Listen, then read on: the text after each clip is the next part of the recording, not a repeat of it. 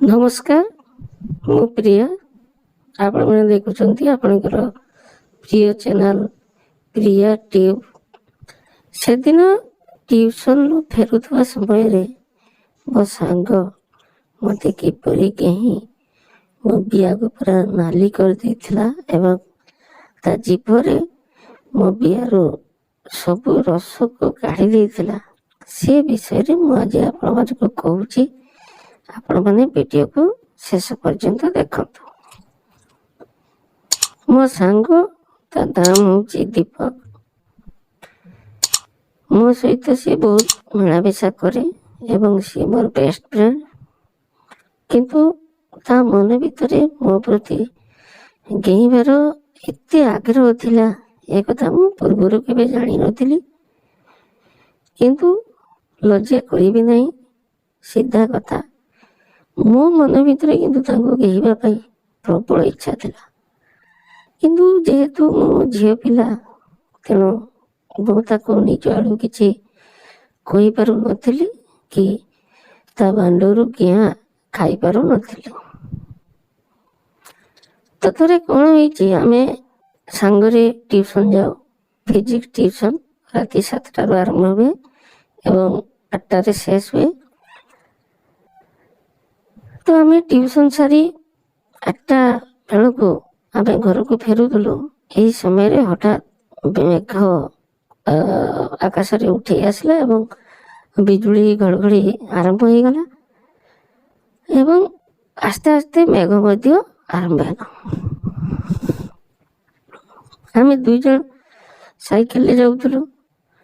तेणु मेघ जेतेबेले पड़िला आमे कौन कलु ना गोटे छक जगार दुकान पत्र सेमती खोला नथिला, किंतु गोटे बंद दुकान बोध हुए सेटा अंडा दुकान थिला।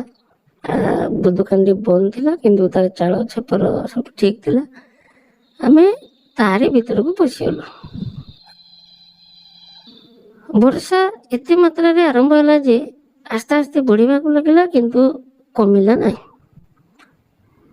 वर्षार हावा एवं दीपकर सुंदर चेहरा, गरा तक तक देह, सिक्स पैक बॉडी कहले ठीक हम।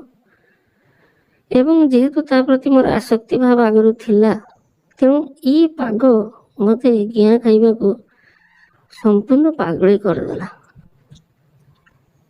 तेणु मु बाहाना करने को आरंभ कली कौन करी केमिति ता पाखु गिया खाइबी। रास्ता पूरा फांका अच्छी, कई मध्य दुकान भीतर को आसु नाहंती। तेणु यहीपरि एक मौका छाड़वा को मु इच्छा कली नहीं। तेणु ताकू किपरि मते गिया सी दब से उद्देश्य रे मु गोटे प्लान कली। तो संयोग वशत से समय गोटे बिजुली घड़घड़ी जोर से मारला, मते सुजोग मिलगला। मो मालो कही ताकू कुंडे देली। बिजुली तो 2 सेकेंड रु 3 सेकेंड मध्य शेष हो गला, किंतु मुझे ताकू कुंडे धरली ताकू छाड़ी नहीं। से कौन कला ना मत टिके पेलेबा को चेष्टा करुला, किंतु मु ताकू एमिति भाव जाबड़ी धरली एवं ता बेक पाखरे मो मुह को लगे ताकू सलो सलो करने को आरंभ कली।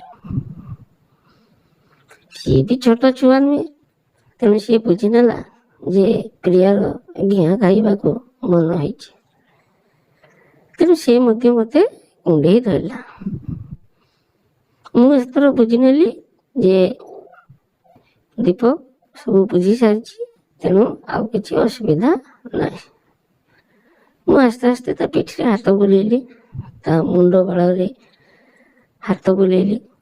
से आस्ते आस्ते उत्तेजित होला एवं तार हाथ मध्य चलचंचल हो उठिला।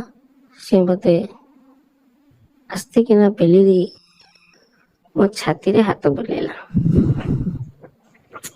मो दूध को बराबर मुठेबा को लगिला।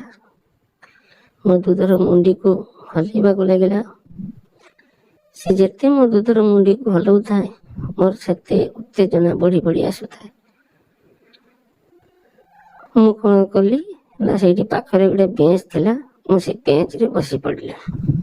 ତାକୁ ଆହୁରି ସୁଯୋଗ ମିଳିଗଲା। ସେ କ'ଣ କଲା ନା ମୋର ଦୁଇ ଟାଙ୍କକୁ ଟାଣି ଧରି ମୋ ପେଟକୁ ତଳକୁ ଟାଣିଦେଲା ଏବଂ ମୋ ବିଆରେ ହାତ ବୁଲେଇବାକୁ ଆରମ୍ଭ କଲା। ତାର ବିଶି ଆଙ୍ଗୁଳିକୁ ମୋ ବିଆ ଭିତରେ ପୂରେଇ ଦେଲା ଏବଂ ସଲସଲ କରିବାକୁ ଲାଗିଲା। ସେ ଏମିତି ଭାବରେ ହାତକୁ ପୂରେଇ ସଲସଲ କରୁଥାଏ, ମୁଁ ଆଉ ନିଜକୁ ସମ୍ଭାଳି ପାରିଲି ନାହିଁ। ମୁଁ କ'ଣ କଲି, ତା ମୁଣ୍ଡକୁ ଆଣି ମୋ ବିଆ ପାଖରେ ଜାଙ୍କି ଦେଲି। ସେ ଏଥର ବୁଝିପାରିଲା ବୋଧହୁଏ। ତା ଜିଭରେ ମୋ ବିଆକୁ ଚାଟିବାକୁ ଲାଗିଲା। ଓଃ, କି ଶାନ୍ତି! ଏତେ ସୁନ୍ଦର ଭାବରେ ସେ ଚାଟିଲା, ମୁଁ ଆଉ କ'ଣ କହିବି। ପ୍ରବଳ ଶାନ୍ତି ମୋତେ ଲାଗିଲା।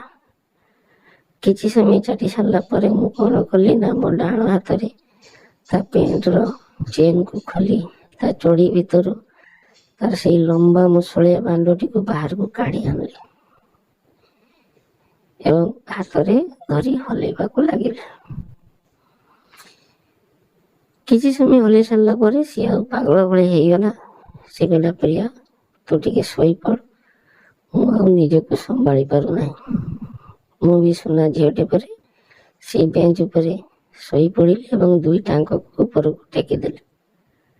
ସେ ତାର ଲମ୍ବା ବାଣ୍ଡଟିକୁ ମୋ ବିଆ ଭିତରେ ପୂରେଇ ଦେଲା ଏବଂ ନିର୍ଦ୍ଧୁମ ଭାବରେ 5ରୁ 10 ମିନିଟ୍ ପର୍ଯ୍ୟନ୍ତ ଘେହିଁ ଚାଲିଲା।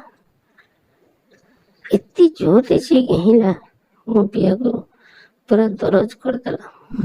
ତାପରେ ମୁଁ ଜାଣିନେଲି ଯେ ତା ବାଣ୍ଡରୁ ସହଜରେ ରସ ବାହାରିବ ନାହିଁ। ତେଣୁ ମୁଁ ତାକୁ ପେଲିକି ମୋ ବିଆରୁ ତା ବାଣ୍ଡକୁ କାଢ଼ିଦେଲି ଏବଂ ମୋ ପାଟିରେ ତା ବାଣ୍ଡକୁ ଚୁଷିବାକୁ ଲାଗିଲି। ମୁଁ ତ ନିର୍ଦ୍ଧୁମ ରାଣ୍ଡିଟି, ତେଣୁ ମୁଁ ଜାଣିଛି କିପରି ବାଣ୍ଡରୁ ରସ ବାହାର କରାଯାଏ।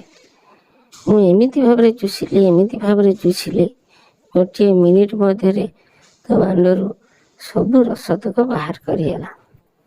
ସେ ପୁରା ଶାନ୍ତି ପାଇଗଲା। ଓଃ ପ୍ରିୟା, କେତେ ତୁମେ ଶାନ୍ତି ଦେଲ। ଏଇ କଥା କହି ସେ ମୋ ଗାଲରେ ଖାଲି ଚୁମା ଖାଇବାକୁ ଲାଗିଲା। ତ ସେଇଦିନର ସେଇ ବର୍ଷା ରାତି, ସେଦିନର ସେଇ ଘଡ଼ଘଡ଼ି ଏବଂ ସେଦିନର ସେଇ ରାସ୍ତା ପାଖରେ ଅଣ୍ଡା ଦୋକାନର ମାହୋଲ ମୁଁ ଆଜି ବି ଭୁଲି ପାରୁନାହିଁ। ମୋ ଜୀବନରେ ଏହିପରି କେତେ ଗିଆଁ ମୁଁ ଖାଇଛି। ଆପଣମାନଙ୍କୁ ଏ ଭିଡ଼ିଓରେ ବହୁତ ଗୁଡ଼ିଏ ଗିଆଁ କଥା ମୁଁ କହିସାରିଲିଣି। ଆହୁରି ବହୁତ କଥା ବାକି ରହିଛି।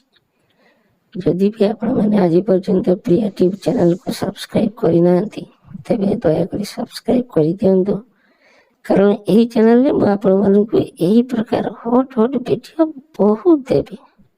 ରହୁଛି, ପୁନର୍ବାର ଦେଖା ହେବ ଅନ୍ୟ ଏକ ଭିଡ଼ିଓରେ। ନମସ୍କାର।